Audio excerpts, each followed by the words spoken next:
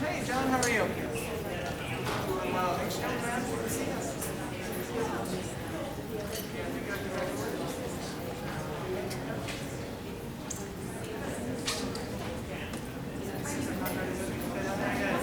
Step away one minute there.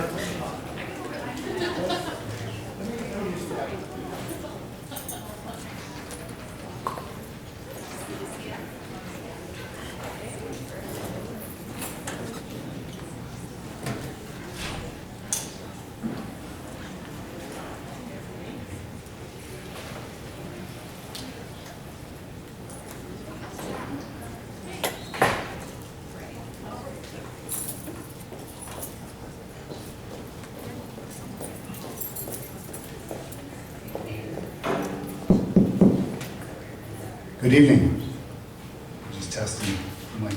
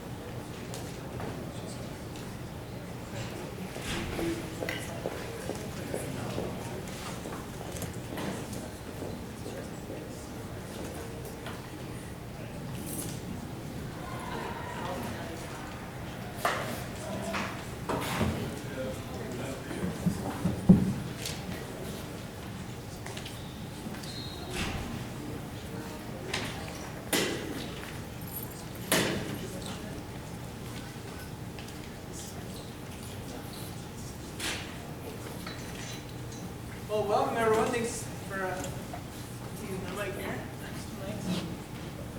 I do want to thank everyone for coming out to the school board annual meeting.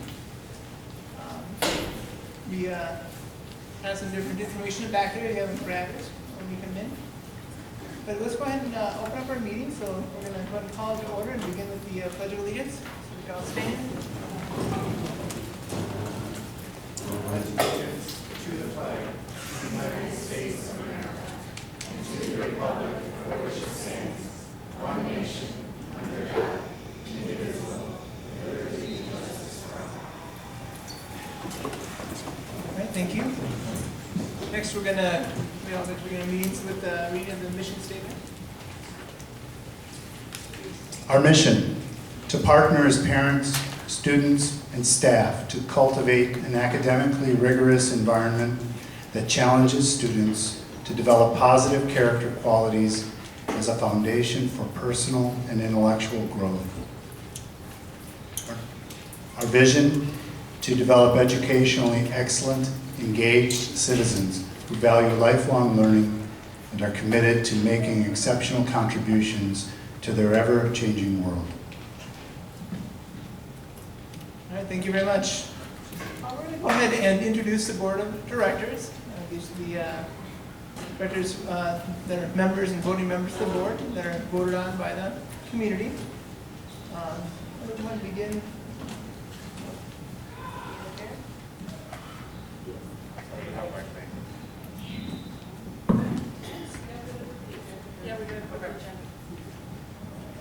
Pam Bukowski.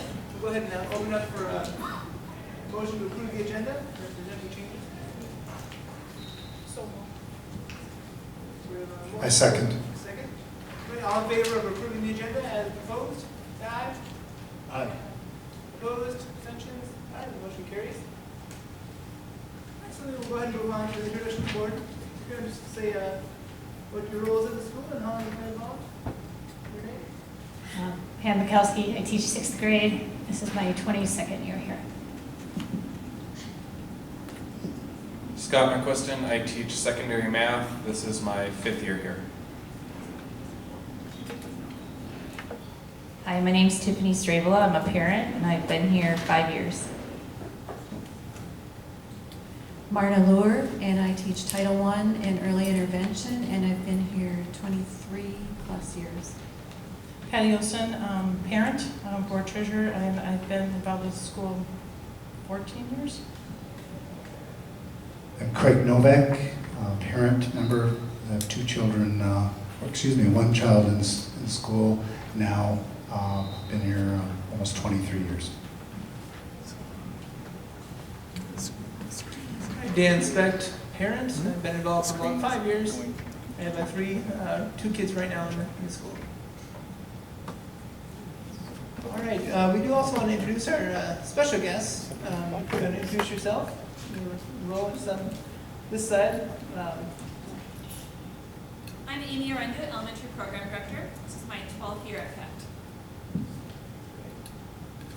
Josh isn't there, but that's all right. He's up at Technology. Okay, perfect. For Secondary Director. Oh, hey. All right. Should be able to try it again. Great. Well, definitely want to thank everyone for coming out here. Yeah, do you want to do a quick introduction, Dr. Burtis? My name is Emily Burtis. I am the new executive director. I've been here since July 1st, and some of you other faces. My name is Emily Murtis. I'm the new executive director. I've been here since July 1st, and some of you are new faces tonight for me to see, so I'm hoping to get to meet you afterwards.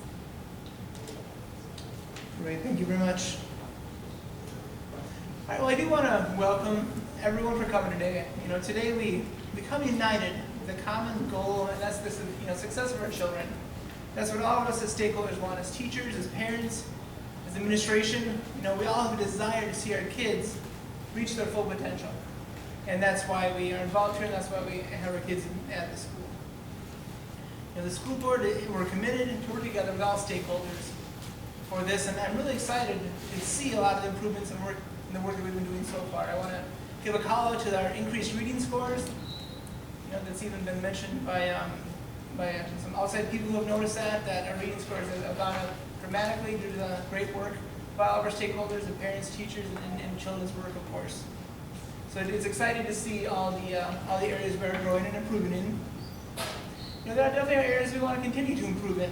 We want to improve our communication by getting out more information out, making it sooner. We want to be sure we always hear good feedback from the community, and it's so vital to ensure that we steer PACT in the right direction for our school. We cannot be successful as a school unless we get that feedback and hear from all of our stakeholders. And of course, in this process, we all will have our differences. The good thing, though, is that our differences can actually make us stronger. When we listen to each other, when we respect the differences that one another has, it really Closer? I know people are having a hard time hearing me. I can go a little closer here. But it really depends on how we respond to those differences. You know, in my time here, I've been to a lot of different committees and things, and what I found is one meeting you might be on the opposite side of an issue with somebody. Then the next meeting, you're partners and you're working together on it, and it's just one of those things where you learn, you know, you don't want to burn a bridge because one time you're opposition, the next time you're allies. And it's all about that relationship and the family that we have here. You know, we are working closely together to address the issues of the school. You know, I know directors, we have not always been unified on all the issues, you know, as we've definitely seen of late. But we can learn through this, growing as individuals and as a school, just to continue to listen to each other and working to understand each other's perspectives. You know, it's important to remember that we're not elected to represent one group or one particular person or even our own opinions, but we're elected to try to represent all stakeholders, whether it be teachers, parents, administrators, community, you know, whoever's involved in that. So it's kind of the focus that all of us need to try to remember to keep our eyes on. And also, supporting each other doesn't mean that we're always going to agree, but it just means that when the decision's made, we support that decision and we keep a respectful atmosphere. You know, I'd like us all to understand that, and remember, the change does take time. You know, it's important to get things fully vetted out, and I think in the long run, that's going to increase buy-in and support from all stakeholders. You know, people feel like their voice has been heard, even if they don't agree. I really want to personally thank all the volunteers for the thousands of hours they have logged in the classroom, in committees, you know, in the office making copies, countless other ways that volunteers have done things in the school. You know, there's no volunteer task that's too menial, and there's nothing that's too great. I mean, everything is so important to a successful school, and we really thank you for that. We couldn't have the school without it.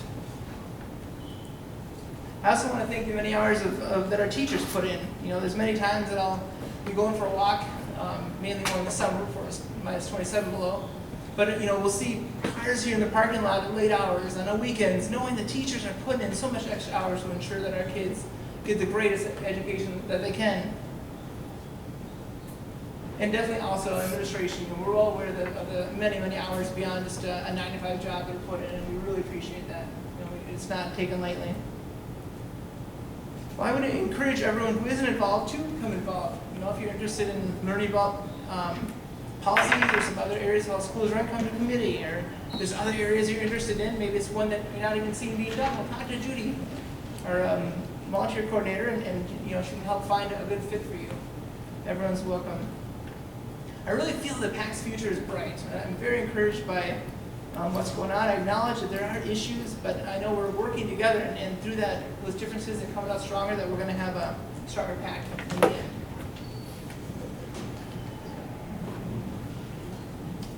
Guys, are we able to put this up? Are we able to put the PowerPoint up? No? Not sure what's. Okay. We don't have to check. I guess I'll sit down. So.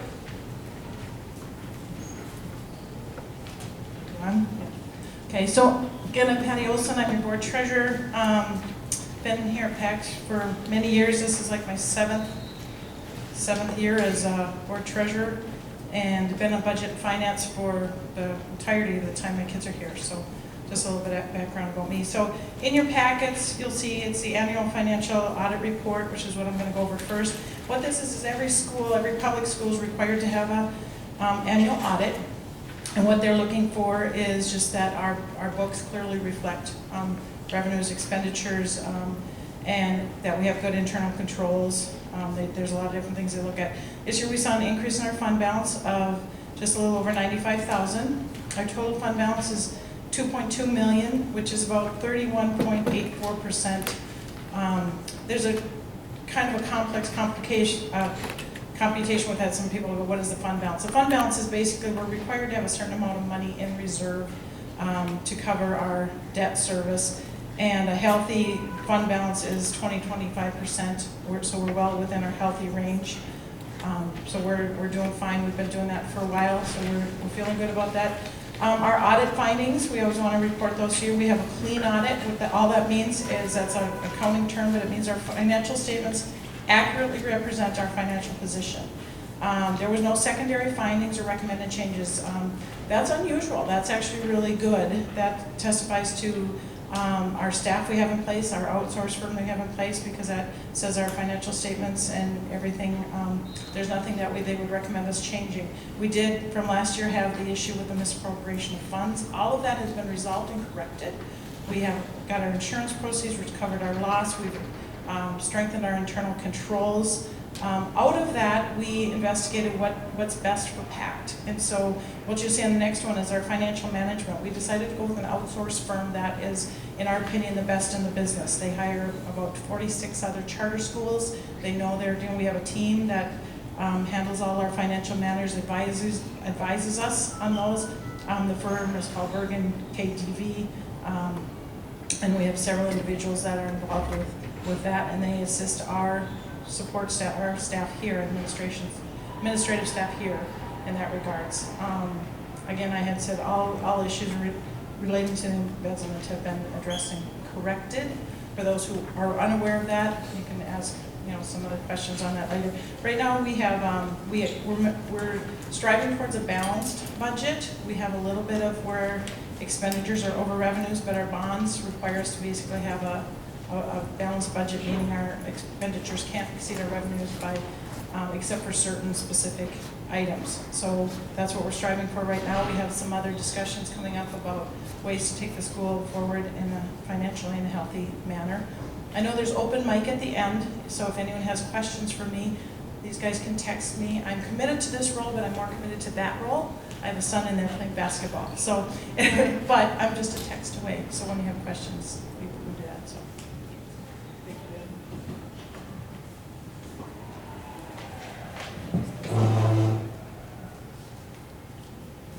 Hi, I'm Casey Peters, the Curriculum and Accountability Coordinator.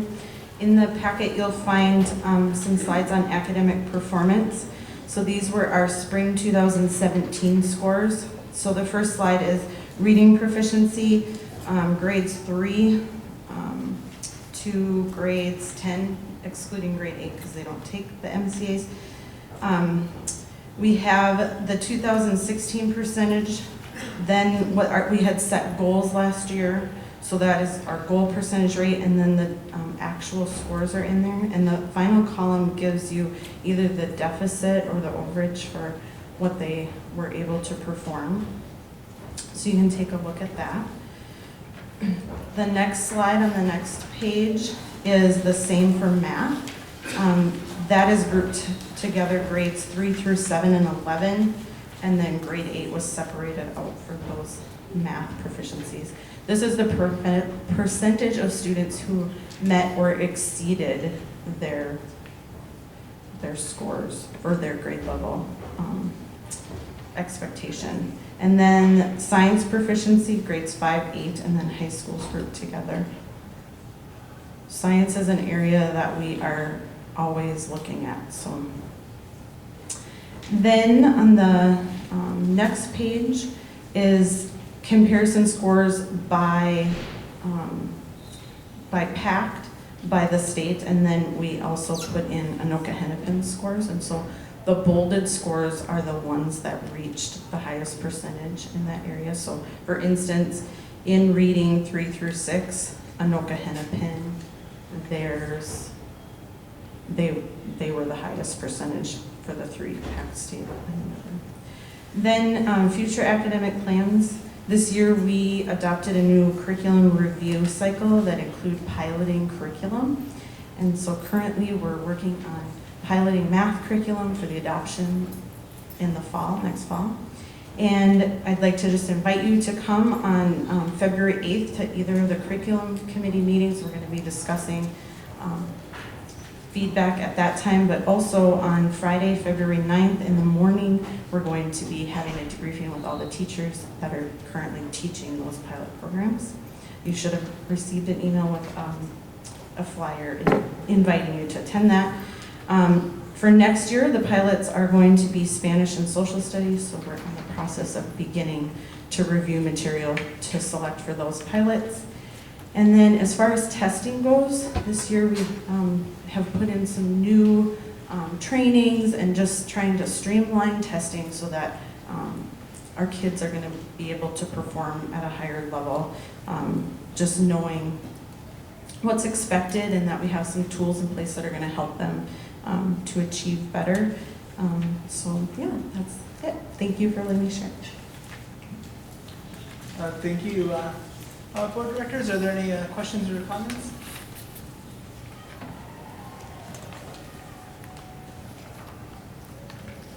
All right, we can definitely move on to the next presenter.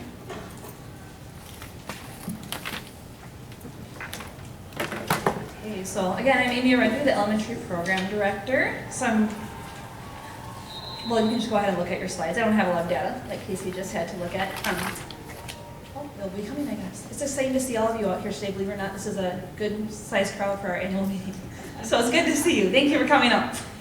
So I want to talk about the elementary programs and some changes that we have had this year, some improvements. First is we have response to intervention, which is referred to as RTI. We started our RTI program in reading this year. So students in grades 2 through 6 that are not meeting grade level expectations in reading receive services currently during Spanish time. The groups are fluid, so at least every 2 months, but it's ending up being about 4 to 6 weeks. The RTI teacher and the homeroom teacher look at the student data and determine if any students can move from RTI to Spanish or should move into RTI to receive those services. With the thought being for RTI that we want to assist those students to reach those grade level standards, and then once they've met those standards and we feel confident about that, then they no longer need to receive those services. So that's been a huge addition for us this year. We also began our EL program this year, and that stands for English Learners. That is a K-12 program. So in the last few years, we saw a number of students coming to PACT that spoke a different language at home or spoke English and another language at home. This was previously referred to as ESL, English as a second language. However, students might have more than 2 languages, so now we refer to it as EL. So that's a huge program for us this year. All of you had to fill out surveys at the beginning of the year, which was a new requirement from the state of Minnesota, so we could determine if students had any other languages at home. And then we have students that are receiving services for that. Our elementary Spanish teacher also has an ESL license, so she is the one that is servicing those students. So those are 2 huge improvements so that our students can be receiving interventions. For professional development this year in elementary, the first half of the year our teachers focused on guided reading. So guided reading is small group reading instruction at a student's ability level. So it's differentiated based on what their needs are. A number of our elementary teachers had already been doing that, but they had not all been doing that. And so we did some trainings. The teachers were able to observe other teachers that were implementing guided reading. We watched videos on it, all sorts of things, where they were observed and given feedback. And it's very exciting to go into the classrooms now and see students receiving individualized instruction. Even a lot of the teachers that said it was very difficult to implement at the beginning, a few of them just told me last week that it's one of their favorite times of the week, is to do their guided reading instruction. So that's fantastic to hear. This week we also started a new initiative, and that is interactive read-alouds. So that's another thing in language arts. So I'm sure you all read aloud to your children at home. This is a little bit different in that the teacher plans ahead of time, literally with Post-its in a book, on what questions they're going to ask, what strategies they're going to hit, and what metacognition strategies they're going to teach the students.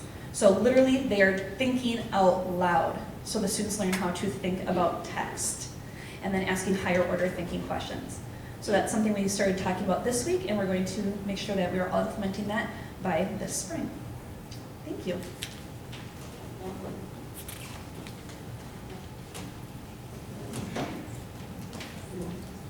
Good evening, I'm Josh Nyquist, the Secondary Program Director, and it's wonderful to see all you here, and glad that you're taking the time out of your day to hear more about what's going on in the school, and we're just so happy to work with your kids. They're great, and it's just a joy each day for our staff, I know that for sure.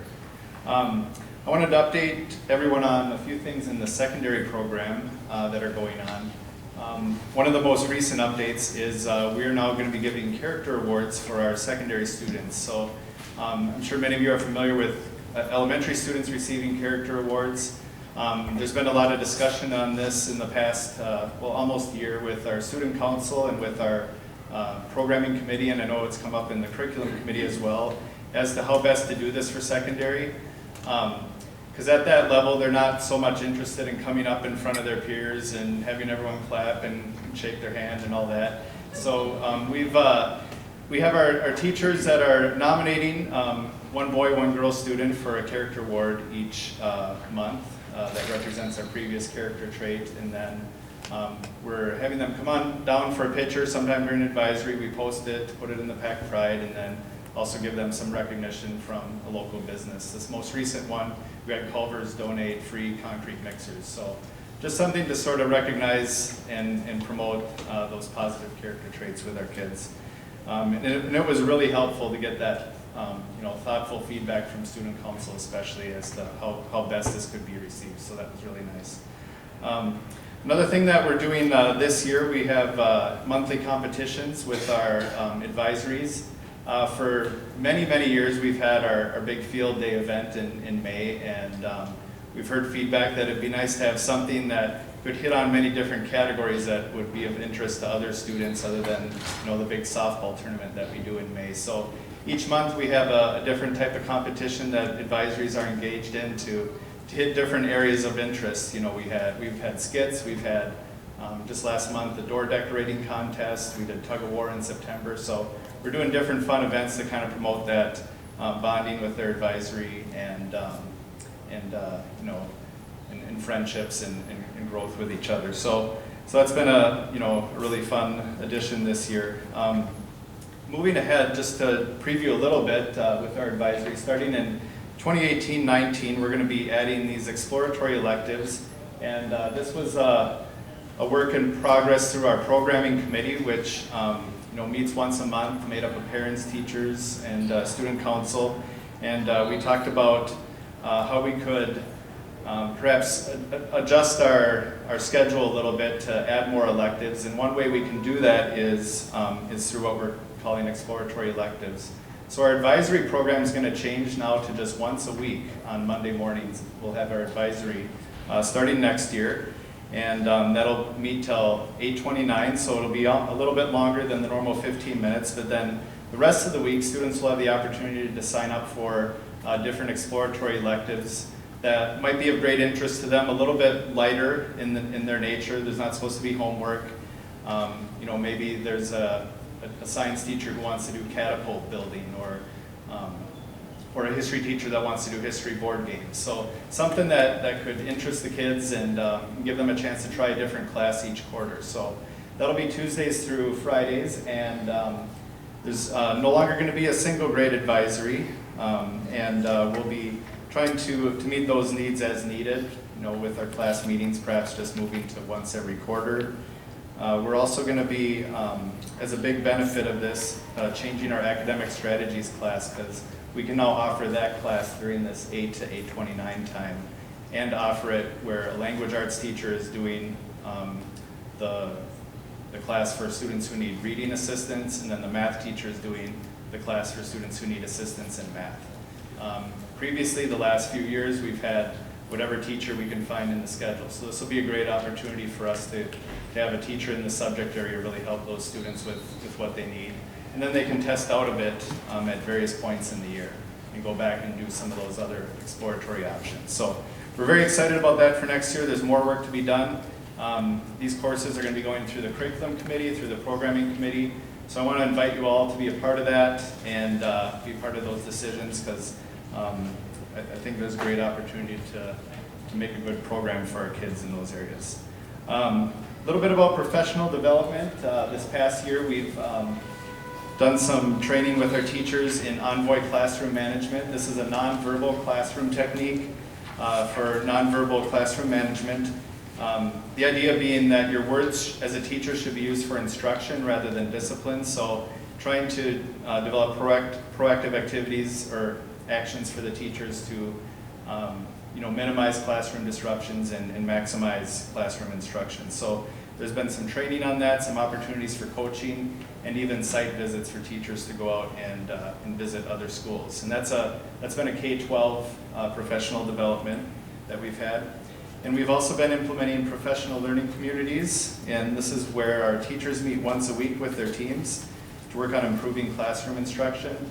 So they set a goal and they work on it for 6 to 8 weeks and come up with new strategies and ideas for instructional delivery and really try to meet the needs of the kids and find goals that will really have the most impact on them. So that also has been a K-12 improvement this year as we've been trying to implement those on a more consistent basis than before. So they're once a week, and we're looking to continue to improve in that even heading into next year. So thank you all. That's all I have. All right, thank you, Mr. Nyquist.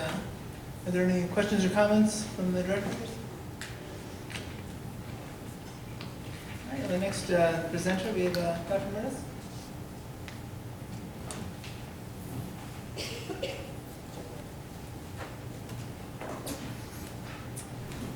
The first piece that I'm going to speak on is the IMPACT, which is the vision casting event on Monday evening.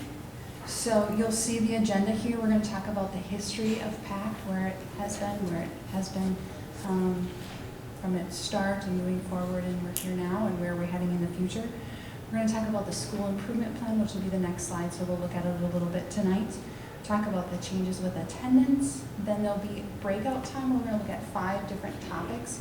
3 of them, Mr. Novak will hit on tonight regarding the Task Force for a Better PACT, and then 2 additional items. And so you'll have the opportunity of which one of those interest you and to work with others, and there'll be some guiding questions for you to go through, and then a report back from that of what is the top thing that your team would like to communicate to those who are here. And then we'll end with upcoming happenings, so things that are happening second semester and next school year. So it will be a kind of 30,000-foot view of what's coming, and it's just an information night.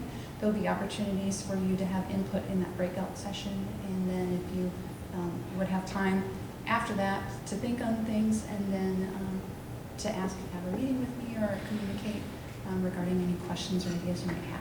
So that is happening this Monday night. It's scheduled for 2 hours from 6 to 8 o'clock, and there is nursery available, and that is starting at 5:45. So it's right here, and would enjoy seeing all of you and plenty more. The next thing we're going to look at is the school improvement plan.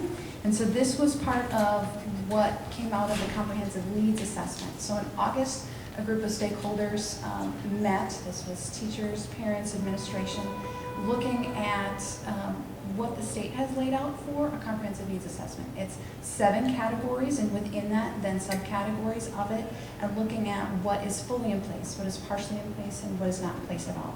And from that came this information. So you'll see the different areas of where we're focused. There's also a little like a plus sign or a star behind it, and that is addressing who that specifically is related to, such as guided reading, as you heard Amy say that is specific to elementary. So these are all the different things that are happening within the school this school year. And in the middle, we are students of character and academic excellence. I'm not sure if you read the pilot last month or not.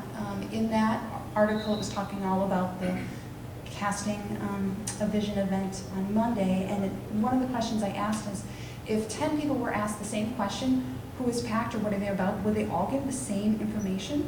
And my sense is, from being here just a short time, that probably you would get all these different things. And so moving forward, who are we, and what is the common thing that when you ask our students, our parents, our grandparents, volunteers, community, whoever it might be, what is it that we would all say? And what it really boils down to, when you look at the mission and vision of who we are trying to be, we're trying to be students of character and academic excellence. And so how are we going to achieve that collectively as a group? So that's the school improvement plan. And then the last slide is looking back and looking forward. So these are things that won't be mentioned anywhere else. There's certainly a lot of other things, but wanting to highlight these for looking back. The comprehensive needs assessment, I already said that happened in August, and that information will help us figure out where we're going for the next 3 to 5 years. So we're just beginning to scratch the surface on those different things. Then internal communication. What has happened in the building for communication? We begin using the Google Drive as a center place of where all the documents are stored and organized, and where We can find information. We started using the Google Calendar, which was new for us. I have weekly meetings with my direct reports and communicate that way to ensure that the work is being completed and each person has the support and resources to do their job. Then I also have bi-weekly meetings with our business account specialists and then the finance company that we work with, BKDV. And then I have a weekly executive director bulletin that goes out every Sunday night, or if we have school starting on Tuesday, then it goes out Monday night. And that's information for all the staff. So it talks about nuts and bolts. These are all just kind of basic things. I always state what day you should wear your shirt, because I'm always like, are we wearing our shirt on Friday? Are we wearing it on Thursday? And then there's also additional communication things, like I say what my work schedule is, when I'm going to be in the office, who I'm meeting with, because sometimes it's just every week is always the same. I always have this meeting on Thursday at 9 o'clock, and then there's other things. This person is coming in this week, and we're discussing this, so that there's real transparency about what I'm working on and when I'll be in the building. We also are working on workplace safety. We've had some injuries in the past, which then cause our rates to be a lot higher for workman's comp, and so just information regarding safety things for us.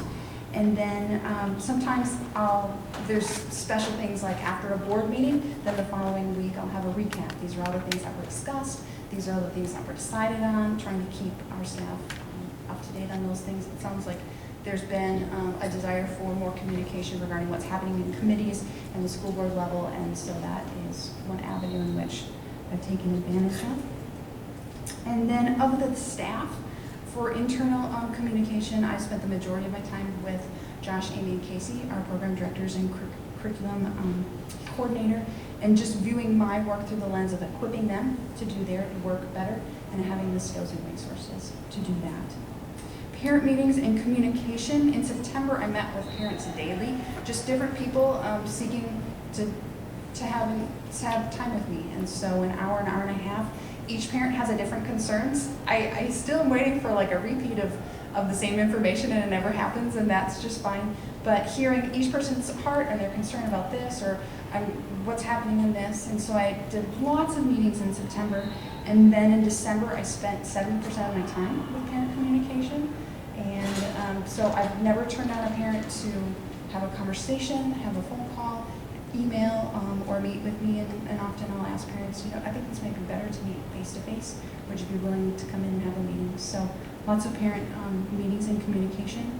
The emergency action plan is our safety plan here for fire drills and lockdowns, and we're around bomb threats and those types of things. And so in August, I made some significant changes to our fire drill. So prior to me coming, our elementary students were on the playground for a fire drill, but usually if there's a fire, there might be a building that blows up in the process, and felt that our students were just way too close to the building. So changes locations and processes for where we go and how we get there. We're in the middle of improving our lockdown process. We've added some magnets to doors, but we also still have windows in all of our doors, and right now you can look right in there and see them all. So how do we get those covers just for those lockdown times, so we still can easily look around and during the day? But so we're working on that process. And then January 4th, just the last board meeting, the school board approved to get new security cameras. So it's been a long time concern, far before I got here, and our images are very unclear. There's places in the building that aren't covered. We don't have our doors covered for, we want to have record of who's come in and out, or we've been concerned about this person, and we don't have that. We don't have them on the exterior looking at the parking lots and cars coming in and out. And so our goal is to have those installed by the end of spring break, and have given them a calendar. This is when people aren't in the building or limited, knowing that they'll be here both when people are or not, but that's a good work time for them. So that is the emergency action plan. Then looking forward, we're transitioning to a new attendance guidelines. This is a soft policy for second semester, meaning we're needing time to educate parents, educate students, figure out new processes within our building of how to do this. And so it's something that we're going to be using the pilot for, to be communicating each month new information regarding that. The policy is on the website for you to look at. We'll discuss it briefly at the vision casting event on Monday. The first change that I'd like to make you aware of is starting on February 20th. So our policy asks families to let our program directors know if they're going on vacation prior to the vacation. In the past, we have families go on vacation and we're not aware of it till afterwards, And so this policy states that we're asking you to contact the program directors and let them know you're going on vacation, and then they can admin excuse those, meaning those aren't a part of any of the other absent days you can have for sick or funerals or things like that. And so starting February 20th, if you have not contacted the office and gone on vacation, those will not be admin excused, and those will be your the allotted days that you have. So it's just a simple phone call, communication, ensuring that the teacher knows that the students have the work that they need to and are ready to enter back into the classroom prepared. Teacher and staff evaluation model. We do not have a teacher evaluation model, meaning we don't have all these things laid out. This is the rubric in which you're following. These are the expectations, and then the ability to assess whether our teachers are meeting proficiency or needing to develop in areas. And so that's something that needs to be figured out here. There's something called QCOM. It's state-funded money to pay our teachers for work we are already doing in this building, and provides them just an additional, $1,000, $2,000 for literally doing their job. So it's a wonderful asset that we could really tap into, and it would be, since our teachers are paid less when compared to neighboring schools because we're a charter school, be a wonderful opportunity to just kind of give a little extra push for our teachers. But in order to do that, we have to have an evaluation model, and really we should have that whether we're going to do QCOM or not. But that also helps move that along. So that's something that we need to be looking at and making some decisions on. There's pre-made models out there. It's not like we need to create anything. We just need to look at what is there, make a decision, and then move forward on training our teachers on what it means and ensuring that administration knows how to use that. The master schedule, some changes are happening there, as Mr. Nyquist has already said regarding advisory. We also have some changes to our elementary art teacher position. Right now that is someone who has a variance, meaning they're not an art teacher, and next year that position will be strictly teaching art, so we'll need to hire a teacher who it has a license for an art teacher. It also gives us the ability to use them for that exploratory period in the morning for our secondary, and then they'll also have a period in which they can teach secondary. So that could be 7th grade art, it could be something else, and so wanting to be able to maximize that position. We've created a library media specialist position, which is a licensed teaching position for, and that will work with our K-6 students with teaching them library skills and computer skills. And then that also provides 7 hours of technology integration and professional development for our classroom teachers. So this isn't like, my computer isn't working, please help me. This is, I'd like to use Prezi and I don't know how to use it. Would you be willing to come in and teach me how to use that? My students are doing this project and I don't have the skill set to teach them. Would you be willing to co-teach this with me and provide that opportunity? And then professional development, if you know anything about our climate surveys, our teachers are asking for professional development in technology, and this person would also be able to provide that. So that position went to our personnel committee. Next it goes to budget and finance, and then the school board. We're seeking to increase our elementary gym teacher position from part-time to full-time. Right now our 5th and 6th grade teachers teach their own gym, and wanting that to be the licensed gym teacher teaching that. And so that's a position that we're looking at and going through the committee process. We have already implemented, as Josh said, professional learning communities where our teachers, either they're the same grade level or the same subject level, working together during the day. And so it's happened prior years, and we've improved it this year and looking to improve that even more next year. And so the master schedule is trying to allow to really make that happen. And so that is something that is very research-based and best practice for K-12 buildings, and so looking to do some training on that this summer, professionally going to a conference, and then also providing that in-house training. And so there's been significant attention given to how to better do that next year, and it really comes down to scheduling it. And then drama will become a musical theater class next year, and that will be taught by our choir teacher. And so that's another, all of this kind of big picture, all these different pieces for that master schedule happening. There's other things, but those are kind of highlights. Another area we're working on is the elementary student balancing cards. So this is looking at placing students in classrooms. And so when you're looking at all the factors that make up a classroom each year, we want to be looking at not just parent requests, but we want to look at where are students at math academically? Where are they at reading academically? What are our special ed students? What are the support services like EL and if they're in a 504 plan? And we're also looking at their energy level of those students. How much energy do they have? We're looking at the boys and girls and trying to balance all those different pieces. So it's a card that previous schools I've been in, doesn't really matter how you want to do it, but the school I was in last year, all the girls were printed on pink, all the boys were printed on blue, so it was very easy to see, oh, we've got way more blue over here or way more pink here, and then filling out all those different pieces so that classes are equal. Right now, when you look coming into the school year, some classes have all these high achieving students, other classes have all these low achieving. That just creates an inequity for our students and our teachers, so trying to create a balance for that while still allowing for parent input and desiring for parents to decide teacher that they'd like their student to have.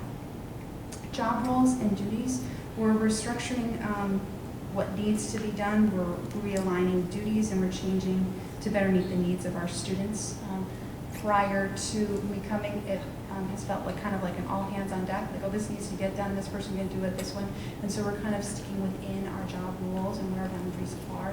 And then if we're finding someone lacking in whatever position they are, what resources or support are they needing in that? And then some other positions, I've already mentioned the library media specialist, elementary art, elementary gym, drama teacher, choir teacher, human resource specialist, business account specialist, or activities director, or technology job descriptions, and others. So trying to look at positions in a comprehensive lens. And then budget and enrollment. So next Thursday, January 25th, is the Budget and Finance Committee coming together with the board and with the Personnel Committee to look at where the budget is at and where we're going next year, just really get all the different pieces with that. There's been a lot of planning that's already gone through, and so that's kind of okay, here's rough draft 1. Now let's get input on that and then moving forward with that. So if you're interested in what that looks like, that would be a really informational meeting to attend. That is again next Thursday, January 25th, in room 265 at 6 o'clock. And so we're looking at personnel and changes, enrollment, which is our main source of revenue, areas that can be cut or reduced for saving money, where to find money we need for technology expenses. And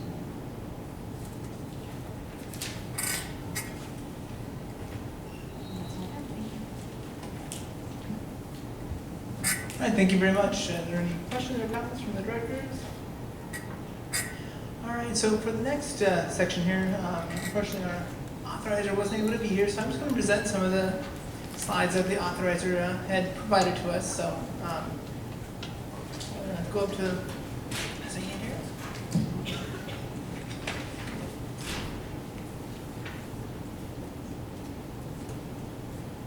All right. So, every charter school by law has an authorizer. For our school, Bethel continues to partner with PACT as the role of the charter school authorizer.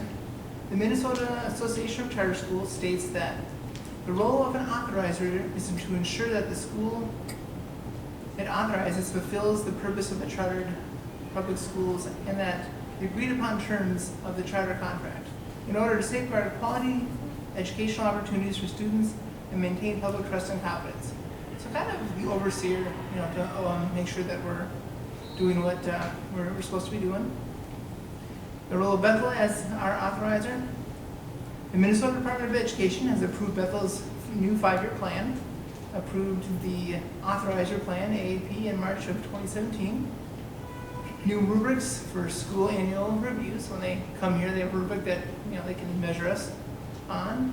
The use of shared digital documents for reviewing and reporting, and expanded portfolio space for up to 10 schools. So this means that right now they are only doing less than that. So it's like 3 or 4 that they have right now. So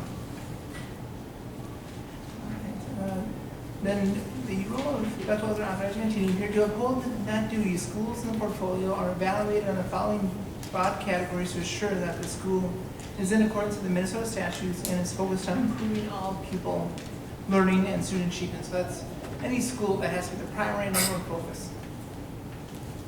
And that's the academic and educational programs, fiscal management, budget and finances, governance and leadership, operations and legal compliance.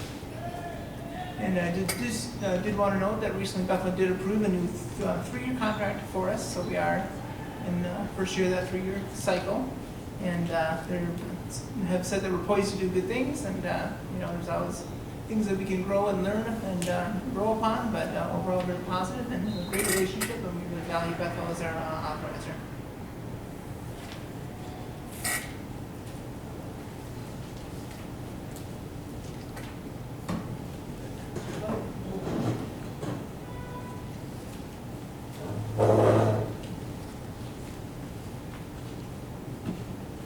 Hi.